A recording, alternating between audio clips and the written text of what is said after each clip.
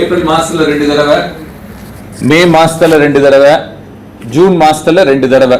So 100 நாளைக்கு 6 நாள் தான் தண்ணி வரப்போகுது. ஸோ அந்த 6 நாள் வர்ற தண்ணியை எப்படி நம்ம சேகரித்து வச்சு சேமித்து வச்சு பண்ண போகிறோம் அப்படிங்கிறது ரொம்ப முக்கியம். நம்ம அதை பார்க்கணும். சரி, என்ன நடந்திருக்கு, என்ன நம்ம செய்யணும், என்ன லாங் டேர்மில் பண்ணணும் அப்படிங்கிறது, தண்ணி எவ்வளோ முக்கியம், நம்ம கார்பரேஷன் என்ன பண்ணுறாங்க, டுவார்டு என்ன பண்ணுறாங்க, சிறுவாணியில் என்ன நடக்குது, அப்புறம் அதே மாதிரி பில்லூரில் என்ன நடக்குதுங்கிறதெல்லாம் ரொம்ப டீட்டெயில்டாக எக்ஸ்பிளைன் பண்ணார்.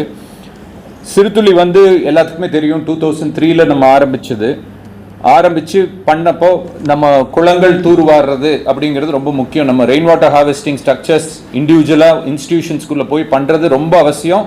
அதை விட முக்கியம், நமக்கு ஏற்கனவே இயற்கையாக இருக்கிற டேங்க்ஸை டீசில் பண்ணி அங்கே வாட்டர் ஸ்டோரேஜ் லெவல் இன்க்ரீஸ் பண்ணி வைக்கிறது ரொம்ப முக்கியம்.